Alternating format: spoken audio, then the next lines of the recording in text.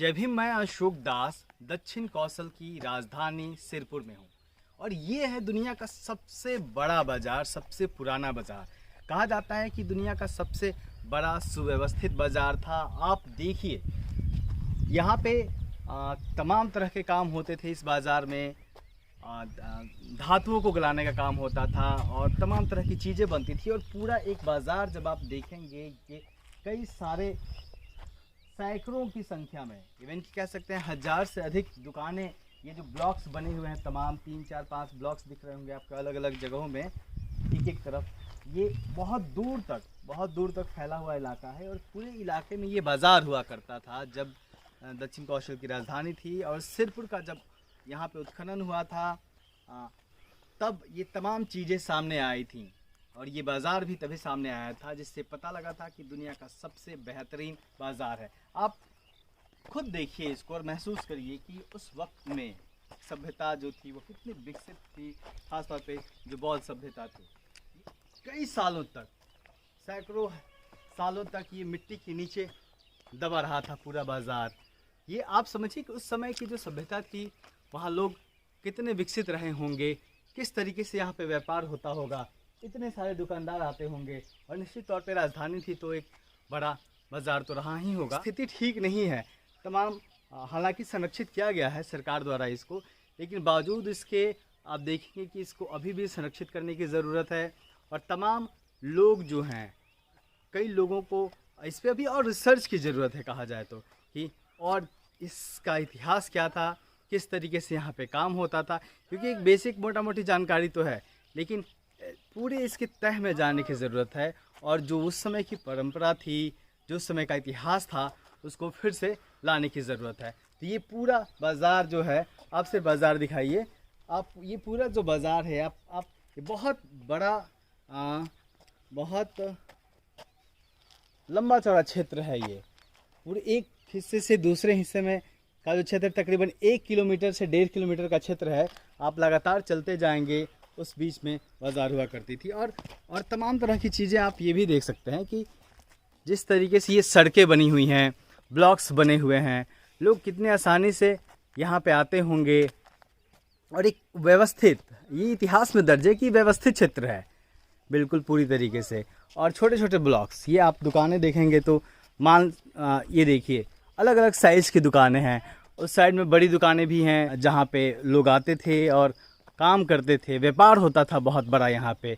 और सिरपुर, अभी मैंने यहाँ लोगों से बात की, बहुत ज़्यादा नॉलेज नहीं है लोगों को। लोग इस क्षेत्र को बाज़ार क्षेत्र के नाम से जानते हैं यहाँ पे स्थानीय लोग, लेकिन वो क्या था, क्या सभ्यता थी, उसके बारे में लोगों को बहुत नहीं पता। और इस वजह से आप महसूस करेंगे कि इसके बारे में और लोगों को बताए जाने की ज़रूरत है। मैंने लोगों से यह भी बात की, पूछा कि क्या यहाँ पे बाहर से लोग आते हैं देखने के लिए। लेकिन अभी जिस तरीके से सिरपुर सामने आया है, हमारे सिरपुर का इतिहास सामने आया है, जितनी ज़्यादा संख्या में पर्यटकों को यहाँ पे आना चाहिए, विदेशी पर्यटकों को आना चाहिए, वो अभी नहीं आ पा रहे हैं। क्योंकि कहीं ना कहीं यह जो पूरा इतिहास है सिरपुर का, वो बहुत सामने नहीं आ पाया है ढंग से। एक बेसिक जानकारी है और सामने जो इतिहास आया भी है उसको बहुत प्रचारित नहीं कर पाई हैं सरकारें। सिर्फ एक बाउंड्री दे देना ही संरक्षण नहीं कहा जा सकता। वैसे बोर्ड लगे हुए हैं जगह जगह कि ये क्षेत्र संरक्षित है और तमाम क्षेत्र संरक्षित हैं, लेकिन सिर्फ क्या एक चारदीवारी खड़ी कर देने से वो संरक्षित हो जाती हैं?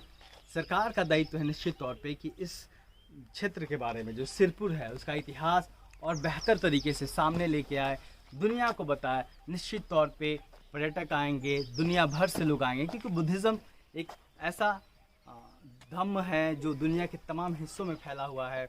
बहुत ज़्यादा देशों के लोग जुड़े हुए हैं बुद्धिज़्म से। और जिस तरीके से लोग बोध गया में जाते हैं, कुशीनगर में जाते हैं और तमाम बौद्ध स्थलों में जाते हैं जो बिहार में हैं, लेकिन छत्तीसगढ़ का जो ये केंद्र है, सिरपुर है, जो एक बहुत प्राचीन बौद्ध सभ्यता के रूप में सामने आया है और बहुत बड़ी बौद्ध सभ्यता के रूप में सामने आया है, उसको फिर से एक बार बेहतर तरीके से स्थापित करने की ज़रूरत है।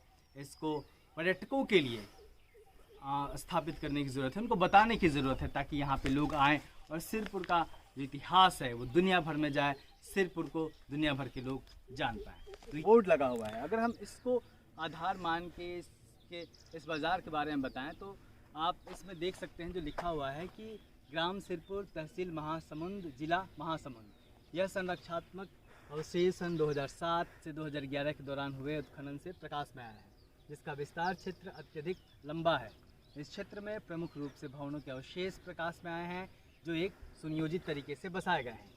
इनकी स्थापत्य योजना तत्कालीन बाजार का एक आदर्श नमूना प्रस्तुत करने के साथ साथ नगर स्थापत्य और नगर जीवन शैली को भी अंशतः उद्घाटित करते हैं।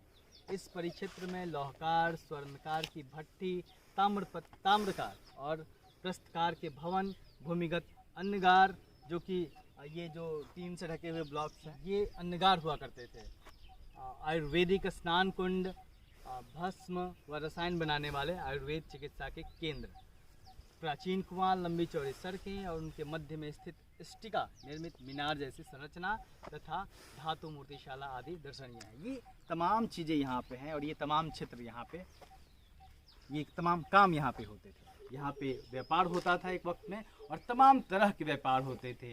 ईंटें बनाई जाती थी, धातुएं गलाई जाती थी और अभी और क्या क्या होता था निश्चित तौर पे उसे ढूंढने की ज़रूरत है, उसके बारे में जानकारी करने की ज़रूरत है। मित्र राम सरोज के साथ मैं अशोक दास, सिरपुर के बाजार क्षेत्र से दैनिक दस्तक के लिए।